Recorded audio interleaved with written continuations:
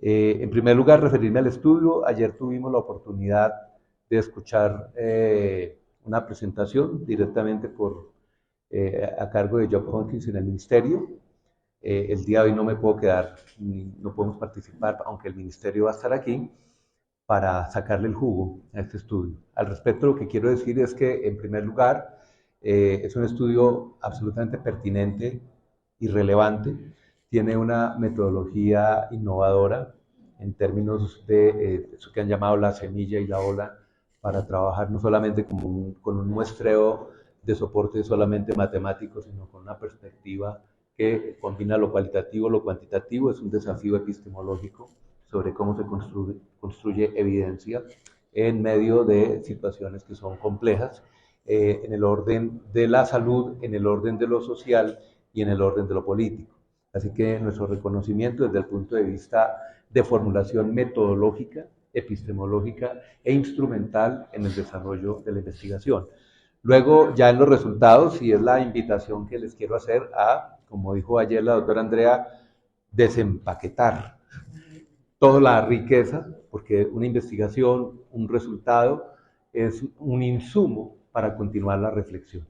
Y eso creo que es el objetivo de este taller, y vamos a estar atentos con la presencia del equipo del ministerio, con el doctor Luque a la cabeza, para tomar nota atenta de todo aquello que pueda permitir al gobierno nacional, a los gobiernos locales, avanzar en la materialización de derechos de personas, de sujetos sociales y políticos y de comunidades que viven en Colombia, sean nativos o sean migrantes, como lo que nos convoca.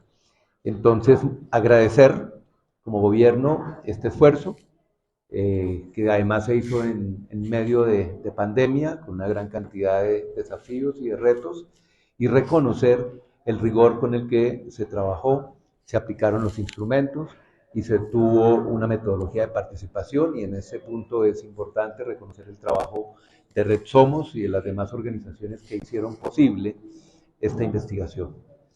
Bien, en segundo lugar, comentarles que este gobierno pues está comprometido en recuperar y fortalecer la gobernanza con participación vinculante de las organizaciones de la sociedad civil, en este caso en materia de derechos sexuales y reproductivos y en materia obviamente de VIH y SIDA. Eso tiene que traducirse en, digamos, noticias y en hechos administrativos de política pública que recuperen la centralidad de la sociedad, del sujeto, de las personas y también de los pacientes en la definición, en el mejoramiento de las políticas públicas. En ese marco vamos a convocarles para que podamos avanzar en cosas muy concretas, como que Colombia pueda contar con todos los instrumentos, con la posibilidad de la prevención combinada, que podamos avanzar en que Colombia podamos tener el acceso a los medicamentos de última generación. En tercer lugar, ya se ha anunciado, hemos llegado a un acuerdo con el gobierno del Japón para poder traer la vacuna contra monkeypox a Colombia, y es el momento de invitar de nuevo a la sociedad civil para que esta, digamos, estrategia, que no es solamente poner una vacuna, sino ligarlo a una reflexión, a una generación de conocimiento para garantizar seguridad, efectividad y aprendizaje, se haga también, y lo vamos a hacer con la sociedad civil. Pronto los entes territoriales convocados y el ministerio estaremos en relación con este tema, haciendo la convocatoria del caso. Comprometidos en actualizar la política de salud sexual y reproductiva, de derechos sexuales y reproductivos, con el Fondo de Poblaciones y con todos los actores que nos apoyen. Lo hemos colocado en el Plan Nacional de Desarrollo. Vamos a actualizar esa política. Y termino esta reflexión de salud del evento porque no podemos, a propósito de los resultados del estudio, a propósito de la situación de VIH y SIDA y a propósito de la situación de salud sexual y reproductiva en el país, hacer la siguiente reflexión: ¿por qué estamos presentando una reforma estructural al sistema de salud? No estamos presentando una reforma porque el objetivo sea esa reforma, sino porque el objetivo es avanzar en la garantía del derecho fundamental a la salud. Las reformas son instrumentos, no son fines. Las reformas son medios, son nuevos enfoques, nuevas metodologías para mejorar. Esa es la finalidad de la reforma y aquí quiero, digamos, hacer alusión a qué es lo que queremos resolver. Justamente lo que queremos resolver en ese marco de avanzar en garantía de derecho fundamental a la salud, que según la ley estatutaria, la jurisprudencia, los convenios internacionales que ha suscrito Colombia, debe ser universal. Y universal significa que es para todos y todas los residentes en el país. En esa medida, si bien hay medidas afirmativas para población migrante, no debe haber ningún tipo de discriminación ni para la población migrante, pero tampoco para la población de acogida, que muchas veces los esfuerzos que se hacen sin quererlo pueden terminar haciendo lo que se ha denominado desde el enfoque de acción sin daño, acciones con daño, en la medida en que sufrimos unos altos niveles de desigualdad en amplios y vastos territorios del país que afectan profundamente a las poblaciones oriundas de estas regiones y que luego, cuando vienen las acciones para la población migrante, no terminan muchas veces ni resolviendo la situación de la población migrante, pero tampoco de la población de acogida. En esa medida, el derecho a la salud, en el caso colombiano, pero también universal, pero la política pública ya está desde hace tiempo, desde antes que empezara esta oleada migratoria, determina que la salud es para los residentes en Colombia, es decir, no solamente para los nacidos en Colombia. Y eso parece una declaración que puede terminar siendo un poco una narrativa, pero no. Ese es uno de los atributos del derecho fundamental a la salud en Colombia. Y a partir de ahí, la universalidad también se entiende que no puede depender de la capacidad de pago. Eso significa que en el momento de la prestación del servicio, el acceso debe ser gratuito, financiado por impuestos, como viene haciéndose, y por cotizaciones y con otras fuentes, pero no debe ser una barrera de acceso el no tener dinero para pagar en el momento de la prestación del servicio. Eso significa que la reforma se está refiriendo también a los copagos y a cuotas moderadoras para que no exista ninguna barrera de acceso de tipo económico, pero tampoco una discriminación. Lo que viene sucediendo es que usted en la base tiene la población pobre no afiliada o migrante irregular que no se ha logrado afiliar, luego viene el régimen subsidiado, que es ya más corta, sobre esta está el régimen contributivo, que tiene, digamos, un acceso para un poquitico más restringido, pero finalmente para acceder a servicios de calidad debe estar, la gran mayoría de población empieza a pagar planes complementarios, medicina prepagada, servicios voluntarios. Lo que pone en condiciones de desigualdad de acceso y de calidad, oportunidad y pertinencia a las mayorías con mayores problemas en términos de garantía de derechos, en términos socioeconómicos, en términos geográficos, en términos socioculturales. La reforma está apuntando allá.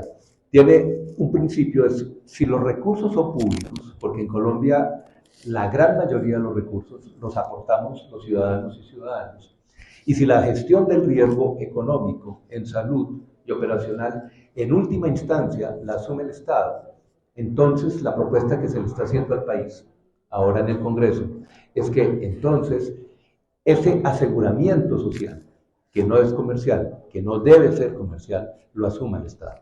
Pero eso no significa que el sector privado desaparezca de ninguna manera del sistema de salud y que al contrario ensanche, profundice y enriquezca su rol como prestador de servicios de salud, en tanto nivelamos la cancha para recuperar las capacidades del sector público.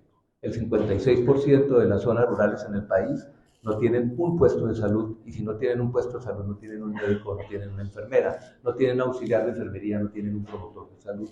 Y es una paradoja, porque tenemos en la región uno de los gastos en salud más altos en términos de porcentaje del Producto Interno Bruto. Casi nos acercamos al 8% del Producto Interno Bruto. Sin embargo, ese gasto en salud no se traduce luego en acceso, tampoco en calidad para grandes mayorías poblacionales. Es decir, no estamos frente a un problema marginal, sino que estamos frente a un problema estructural. No voy a presentar ahora, por respeto a la dinámica, todos los contenidos de la reforma, pero la traigo a cuento no solo porque eso está pasando en este momento en el Congreso y les estamos convocando a que participen en los debates de manera autónoma a través de sus redes de conocimiento, a sus redes de organización, para que la discutan, para que aporten. Es una gran oportunidad histórica en Colombia para tramitar un proceso de cambio con la mayor participación social que pueda haber en la historia del país. Pero también porque el estudio, y ya voy a cerrar, nos da oportunidad, y eso es la invitación, lo hablábamos con Miguel Ángel, para que miremos hasta qué punto los mecanismos que tenemos hoy de operación de nuestra política pública de salud se han traducido en atención primaria, en acceso, en detección temprana, en protección específica. Es decir, cómo están nuestros niveles de detección temprana de VIH, cómo está todo el acceso a los servicios que garantizan el ejercicio de los derechos sexuales y reproductivos. Más allá del estudio, pero tomando buena parte de la información, encontramos y ratificamos esta preocupación que le estamos transmitiendo al país y que el mismo país votó en el año pasado, en la elección del presidente de la República y de su programa de gobierno, donde se anunciaron los componentes de la reforma. Un sistema universal con modelo de atención primaria, preventivo y predictivo. En el VIH y en otra cantidad de eventos, es absolutamente, digamos, es sustancial que haya un modelo preventivo y predictivo. Y esto también nos lo ratifica el estudio. Digamos, las carencias, los gaps, las brechas se ubican en ese punto en el cual entre que la persona sabe o no sabe si tiene VIH y cuánto tiempo tarda en saberlo. Porque de ahí en adelante viene luego el acceso al tratamiento y luego viene la poder suprimir, digamos, y empezar a mostrar que está contenido el proceso. Y el gran gap, como lo ratifica el estudio, ya lo sabíamos, pero es una nueva evidencia, está entre saber que tengo un problema, pero resulta que tampoco sé si tengo diabetes, pero tampoco sé si tengo hipertensión y tampoco sé si tengo una gran cantidad de problemas. Pero tampoco encontramos que las mujeres afiliadas a alguna empresa administradora de plan de beneficios en un porcentaje muy importante accedan a controles prenatales. Y lo vemos con consecuencias para VIH y para transmisión vertical, pero lo vemos en general. Esta cifra que molesta a algunos, pero que no lo hacemos para eso, sino para que reflexionemos, muestra que en el 2021 30.000 mujeres no tuvieron ningún control prenatal en Colombia. Y de esas 30.000, el 75% estaba afiliada. Se dijo que es porque eran migrantes. ¿Qué tiene que ver ser migrante para no tener un control prenatal? Si nuestra normatividad dice que es para todos los residentes en el país y si hay los recursos, porque un control prenatal pues no cuesta, es costo efectivo. Pero 130.000 no tuvieron un control prenatal adecuado, es decir, tuvieron menos de 4 controles prenatales. Calculen ustedes, si no hay un control prenatal adecuado en 130.000 mujeres, la gran mayoría afiliadas a algún administrador de planes de beneficios, pues ¿qué estará pasando con la morbilidad materna extrema, la mortalidad materna, la mortalidad perinatal, la mortalidad neonatal temprana, la mortalidad neonatal tardía, la mortalidad infantil, la sífilis congénita, la sífilis gestacional y la sífilis congénita, y obviamente el VIH, para mencionar algunos, y tengo que decir la mortalidad por desnutrición, bajo peso al nacer, que ocurre en los primeros 6 meses de vida. Fíjense que ahí, en el transcurso de 1 año y 3 meses, que son los 9 meses del embarazo y 6 meses de vida del recién nacido, están concentrados, digamos, el camino hacia la vida o el camino hacia la muerte, como lo señala el presidente. Porque atender ahí, hacer gestión de riesgo, hacer prevención, hacer predictiva, prácticamente le daría la vuelta a la salud pública de un país y de una sociedad. En el caso de un país como Colombia, que es de renta media, que pertenece a la OCDE, es un país rico, que gasta en salud, que tiene una medicina muy avanzada, pero que no accede una buena parte de la población, no solamente en zonas rurales, pero también en zonas urbanas. Esta es la motivación que ha llevado al gobierno a presentar esta reforma. Seguramente esta reforma en el transcurso del debate se puede mejorar, Sin embargo, los principios básicos que espero haber podido presentar en esta pequeña intervención son los que el gobierno va a defender y va a poner en la palestra del debate, y donde esperamos que la sociedad civil, que trabaja con todos estos problemas, estas penurias, estas violaciones de derechos, se sume y enriquezca el debate para un transcurso que sea efectivo y finalmente eficaz en el trámite de la reforma.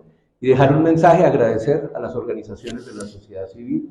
Sin sociedad civil no hay atención primaria, no hay garantía de derechos. Cualquier modelo basado solamente en la institucionalidad del Estado o de la institucionalidad privada que no cuente con las organizaciones de la sociedad civil es un modelo fallido. No va a tener atención primaria. No es cierto que haga interculturalidad. No es cierto que haya, repito, garantía de derechos. En eso estamos. Felicitaciones. Que tengan una jornada exitosa. Muchas gracias. Muchísimas gracias a ustedes, doctor.